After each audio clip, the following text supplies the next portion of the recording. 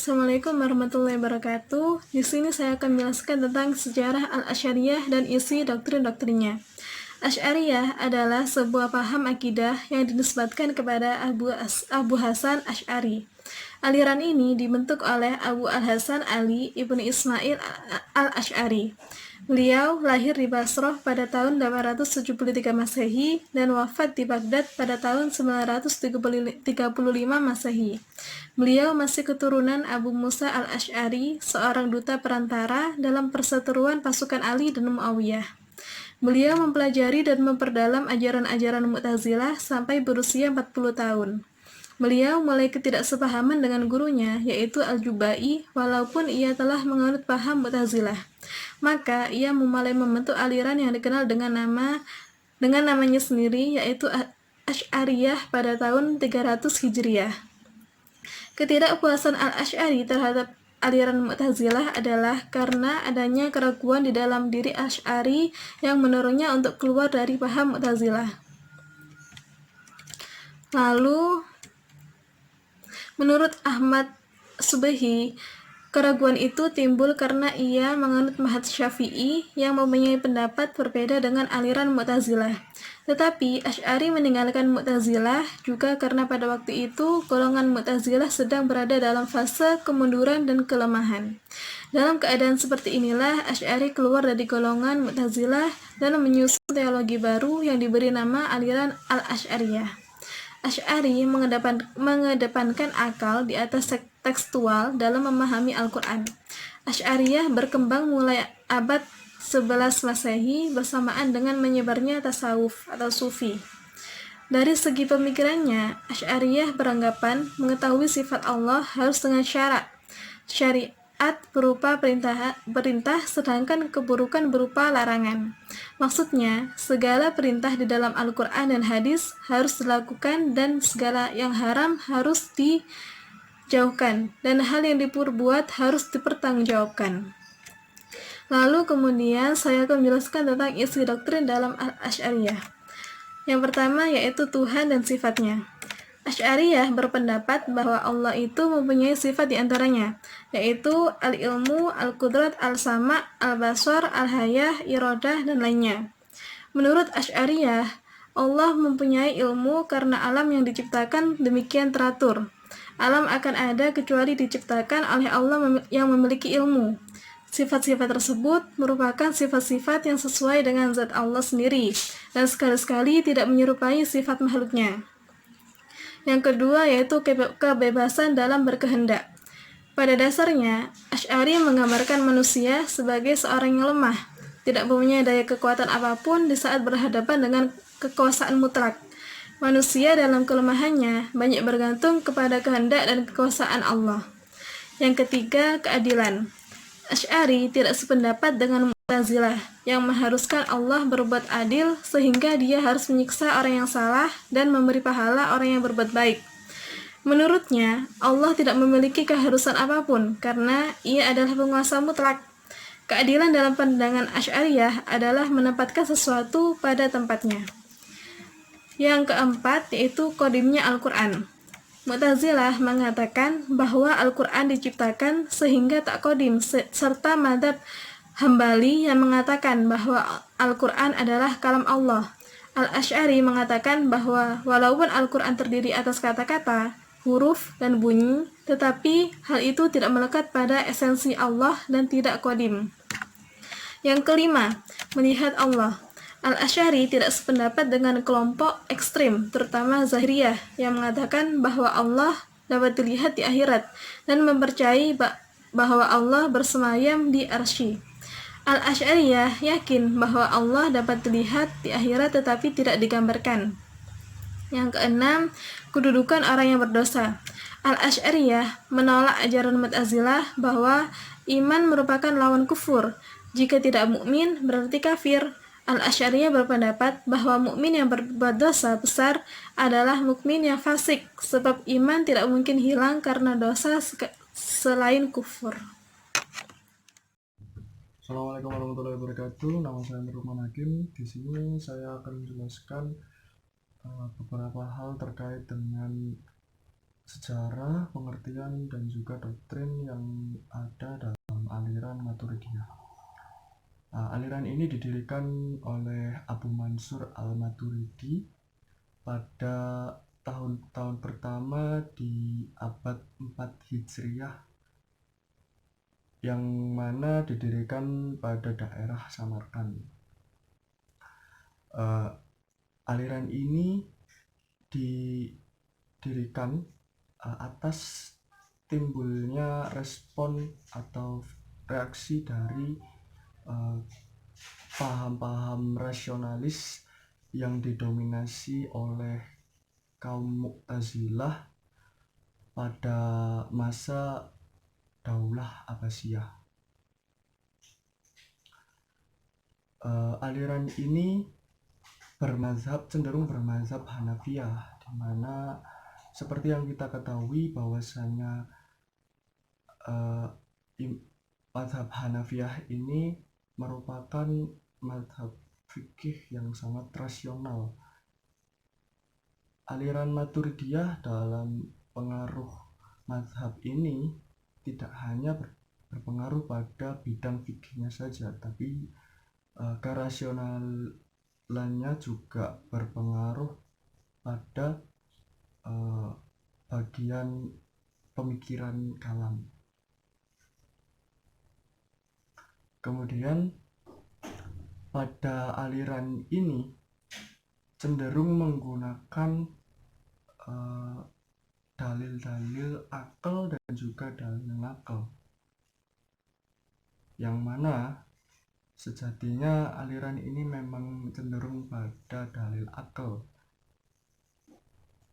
di mana aliran ini menyatakan bahwa dalam melihat baik dan buruknya sesuatu itu meskipun tidak adanya dalil nakal, tapi bisa digunakan dengan dalil akal, yang mana melihat sisi baik dan buruk suatu hal menggunakan substansi dari hal tersebut. Oke, kemudian yang berikutnya saya akan menjelaskan terkait doktrin-doktrin yang ada pada aliran Maturidiyah. Pada aliran ini yang pertama menyatakan bahwasanya dalam mengetahui keberadaan Tuhan, kita sebagai manusia selayaknya menggunakan akal, yang mana berdasar pada Al-Quran, di mana penggunaan akal tersebut mampu memberikan jalan dalam mengetahui dan mengamati makhluk ciptaannya. Kemudian yang kedua, yakni baik buruknya sesuatu hal yang terjadi atas kehendak Allah Subhanahu wa Ta'ala bukan berarti bahwasanya Allah Subhanahu wa Ta'ala merupakan zat yang bersewenang-wenang dalam berkehendak. Namun baik dan buruknya suatu hal ini terjadi atas hikmah dan juga keadilan yang sudah ditetapkan oleh Allah Subhanahu wa Ta'ala. Kemudian yang ketiga, manusia mampu melihat Tuhan, yang mana dalam artian manusia mampu melihat Tuhan di saat hari kiamat kelak.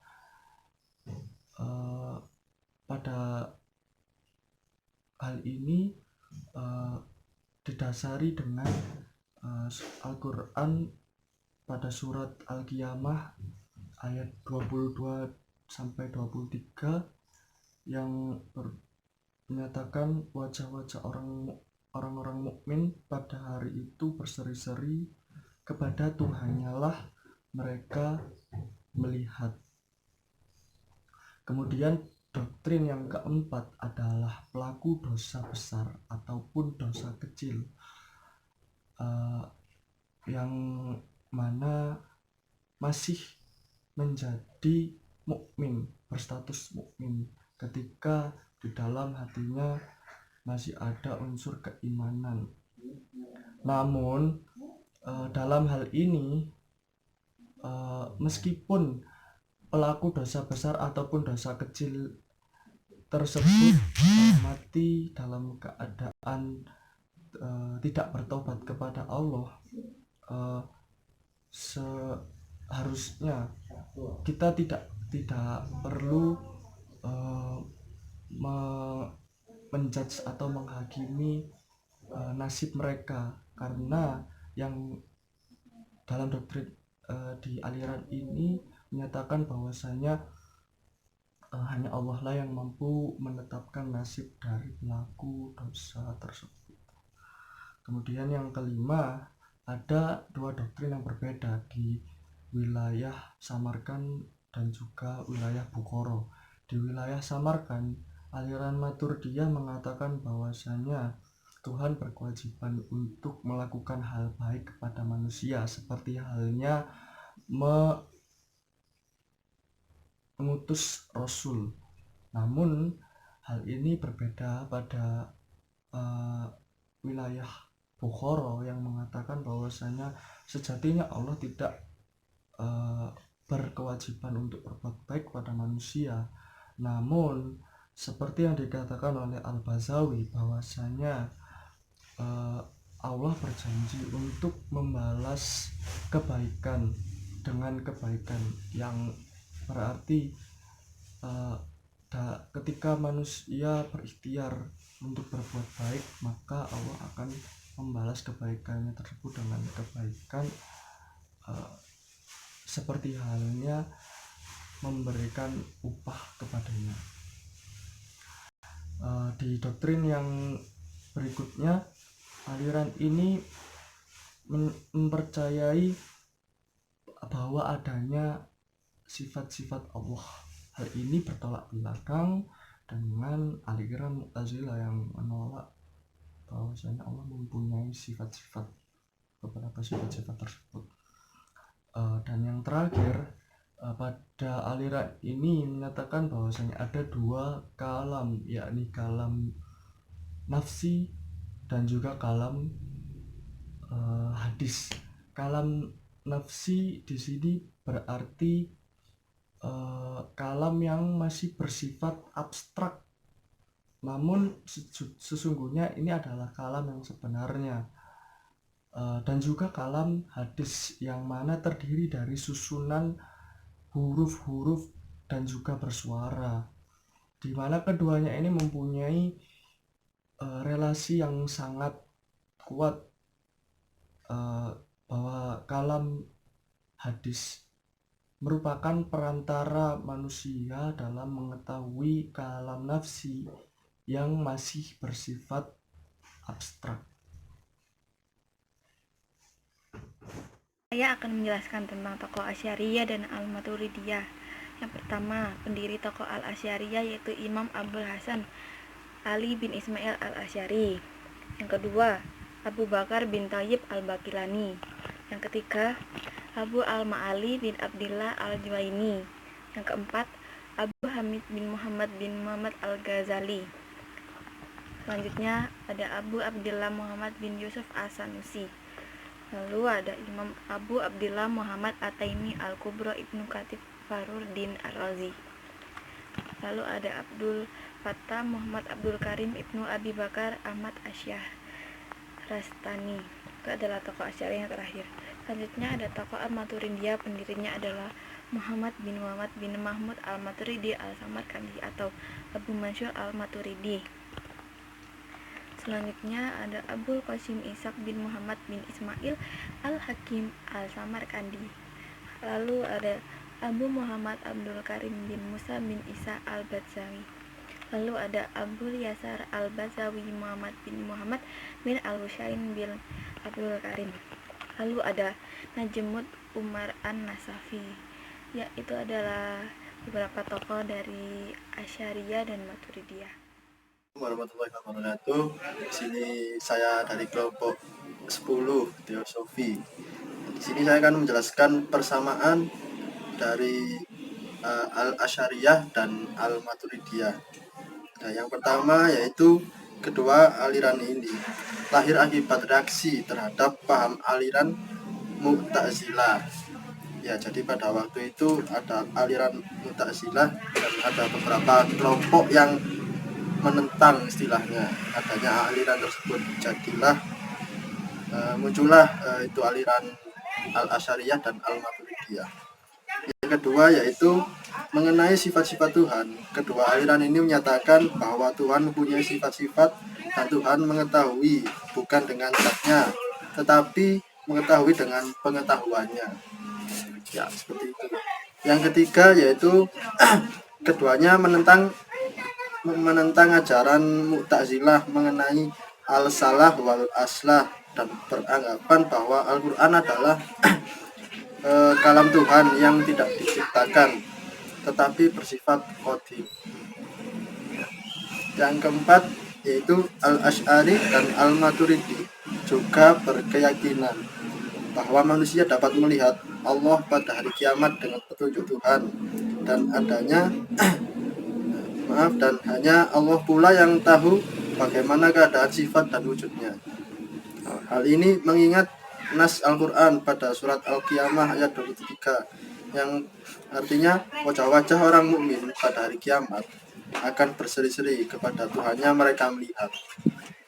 Ya, yang terakhir persamaan dari kedua aliran ini adalah karena keduanya sering menggunakan istilah ahlu sunnah wal jamaah, dan di kalangan mereka kebanyakan mengatakan bahwa mazhab salaf ahlu sunnah wal jamaah adalah apa yang dikatakan oleh Al-Asy'ari dan Al-Maturidi. Bagian dari mereka mengatakan bahwa Ahlussunnah wal Jamaah adalah Asy'ariyah dan Al-Maturidiyah dan Salaf. Az-Zubaydi mengatakan, jika dikatakan Ahlussunnah, maka yang dimaksud dengan mereka itu adalah Asy'ariyah dan Al-Maturidiyah. Ittihafus Sadatil Mutaqin, penulis Auradatul Bahiyah mengatakan, ketahuilah bahwa pokok semua aqaid Ahlussunnah wal Jamaah atas dasar ucapan dua kutub, yakni Al-Asy'ari dan Al-Maturidi. Ya, mungkin itu dari saya. Assalamualaikum warahmatullahi wabarakatuh. Saya Amelia Zahwa akan menjelaskan tentang perbedaan Al-Asy'ari dan Al-Maturidi. Yang pertama yaitu tentang perbuatan manusia. Al-Asy'ari menganut paham Jabariyah, sedangkan Al-Maturidi menganut paham Qadariyah. Dan yang kedua yaitu tentang fungsi akal. Akal bagi Al-Asy'ariyah tidak mampu untuk mengetahui kewajiban-kewajiban manusia, sedangkan menurut Maturidiyah, akal dapat mengetahui kewajiban-kewajiban manusia untuk berterima kasih kepada Tuhan. Dan yang ketiga, yang terakhir, yaitu janji dan ancaman Tuhan. Al-Asy'ari berkeyakinan bahwa Allah bisa saja menyiksa orang yang taat, memberi pahala kepada orang yang durhaka. Sedangkan Al-Maturidi beranggapan lain, yaitu bahwa orang yang taat akan mendapat pahala, sedangkan orang yang durhaka akan mendapatkan siksa, karena Allah tidak akan salah, karena beliau maha bijaksana dan maha mengetahui. Sekian presentasi dari kelompok kami. Maaf jika ada salah kata, dan terima kasih atas perhatiannya. Wassalamualaikum warahmatullahi wabarakatuh.